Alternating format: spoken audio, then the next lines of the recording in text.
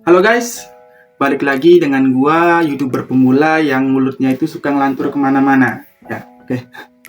Dan di sini dan video kali ini gua bakal ngebahas tentang kota kelahiran gua, yaitu kota Cirebon. Kota Cirebon adalah salah satu kota yang terletak di pesisir utara Pulau Jawa, yang tepatnya itu di perbatasan antara Jawa Barat dan Jawa Tengah. Nah, gua sebagai orang Cirebon yang sudah kurang lebih sekitar 7 tahunan di perantauan, tinggal di kota orang. Nah, ketika gua bertemu dengan orang baru dan setelah mereka tahu bahwa gua itu orang Cirebon, nah, pertanyaan yang gua dapat pertama kali dari dia adalah, sebenarnya Cirebon itu Jawa atau Sunda sih? Nah, pertanyaannya kayak gitu. Jadi di video kali ini gue bakal ngebahas sebenarnya Cirebon itu Jawa atau Sunda atau bagaimana gitu. Nah, untuk membahas lebih dalam, mari kita bahas terlebih dahulu sejarah dari kota Cirebon. Pada mulanya, kota Cirebon itu hanyalah daerah terbengkalai, daerah yang hanya ditumbuhi oleh alang-alang ataupun rerumputan liar yang tidak terurus. Nah, pada suatu hari, ada seseorang yang bernama Brahmacari Siramarna atau yang lebih dikenal dengan nama Ki Danusela. Beliau mengubah daerah yang terbengkalai itu menjadi desa kecil yang semakin waktu lama-kelamaan itu menjadi desa kecil yang sangat ramai. Nah, oleh sebab itu, beliau juga dikenal dengan nama Ki Gede Alang-alang. Nah, sebagian besar penduduk desa itu menjadi seorang nelayan.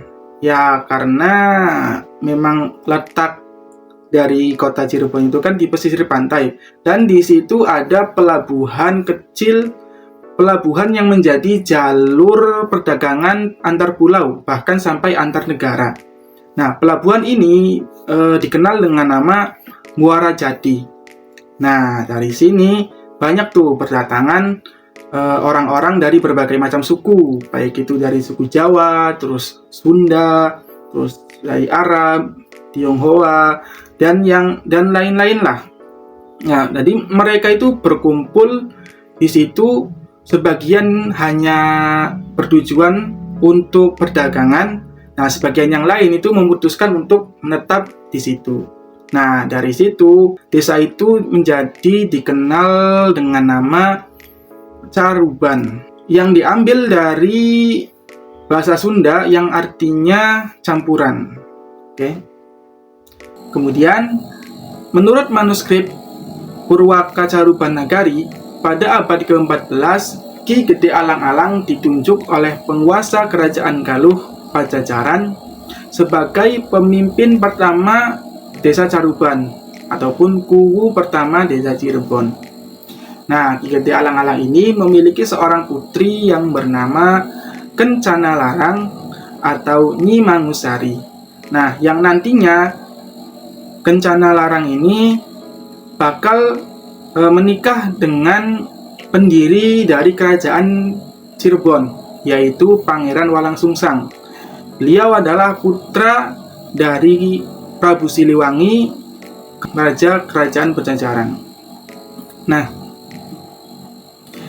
Pangeran Walangsungsang ini ketika di Caruban itu tidak menunjukkan jati dirinya sebagai putra mahkota Kerajaan Pajajaran, tetapi beliau lebih memilih menjadi orang biasa, warga biasa yang kerjanya itu menjadi nelayan udang dan pembuat rasi.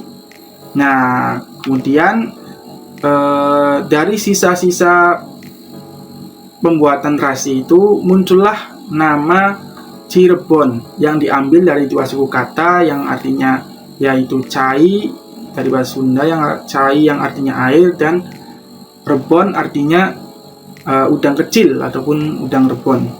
Jadi Ki Gede Alang-alang ini sebelum beliau kenal dengan Pangeran Walangsungsang itu beliau masih beragama Hindu lah, kalau nggak salah agamanya Hindu. Nah, kemudian ketika beliau kenal dengan Pangeran Walang Sungsang, akhirnya beliau tariklah dengan Islam. Kemudian singkat cerita beliau akhirnya masuk Islam dan melihat tingginya budi pekertinya Pangeran Walang Sungsang, akhirnya beliau menikahkan putrinya dengan Pangeran Walang Sungsang. Nah, singkat cerita lagi, ketika beliau itu sudah merasa dirinya itu sudah tidak mampu, tidak kuat lagi menjadi Kuwu Cirebon, akhirnya beliau menyerahkan kepemimpinan itu ke menantunya, yaitu Pangeran Walang Sungsang, yaitu pendiri Kerajaan Cirebon. Nah, ketika masa kepemimpinan Walang Sungsang lah, gitu. Kan pada awalnya Caruban atau Cirebon itu kan di bawah kekuasaan dari Kerajaan Galuh. Nah, mulai dari kepemimpinan Pangeran Walang Sungsang itu Cirebon sudah mulai memberontak lah ibaratnya, ingin membuat kerajaan sendiri dengan cara tidak lagi mengirim upeti kepada Kerajaan Galuh. Nah, oleh karena itu, karena Kerajaan Galuh tidak terima, akhirnya pecahlah perang antara Kerajaan Galuh dan Kerajaan Cirebon. Nah, singkat cerita, di peperangan itu dimenangkan oleh Kerajaan Cirebon.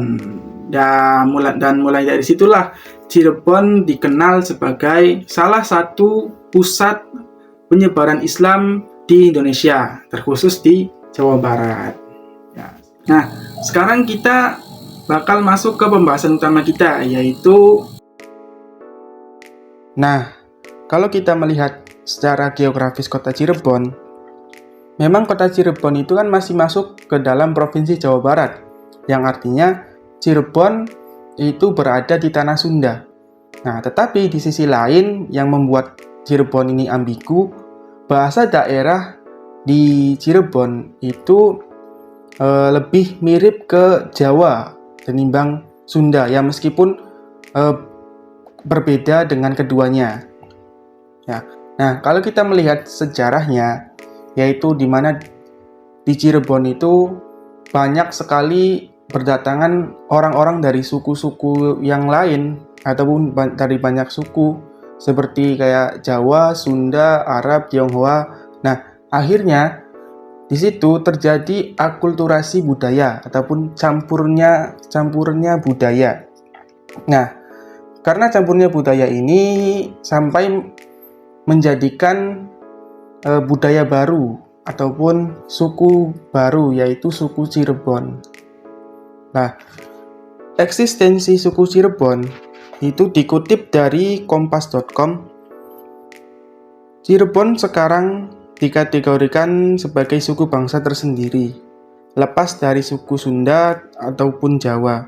Nah, hal ini akan semakin menguatkan masyarakat Cirebon yang memiliki identitas khusus yang berbeda dengan budaya Sunda dan Jawa. Nah, menurut Erna Tresna Prihatin, selaku Kepala Badan Pusat Statistik BPS Kota Cirebon, pengakuan keberadaan suku Cirebon itu terlihat ketika sensus penduduk tahun 2010. Pasalnya, dalam kolom pertanyaan suku bangsa terdapat kolom khusus Cirebon yang sebelumnya tidak pernah ada. Dengan demikian, suku bangsa Cirebon sudah diakui sebagai suku bangsa sendiri, tidak menginduk ke suku Jawa ataupun suku Sunda. Jadi kesimpulannya pada pembahasan kali ini, sebenarnya mulai dari tahun 2010, Cirebon itu adalah suku bangsa tersendiri dan itu sudah diakui nasional menurut sensus penduduk pada tahun 2010 karena Cirebon sudah memiliki kolom khusus suku bangsa tersendiri. Ya, oke. Jadi cukup sekian ya pembahasan kali ini. Sebenarnya gue mohon maaf bila mana ada penyampaian saya yang salah. Dan buat kalian yang suka sama video gua, silahkan bisa like dan bisa komen juga ya, biar nambah-nambah semangat gua. Dan buat kalian yang ingin tahu perkembangan gua di YouTube, silahkan kalian bisa subscribe channel gua. Dan ya, sudah. Jumpa lagi dengan gua di konten-konten berikutnya. Dan see you. Bye-bye.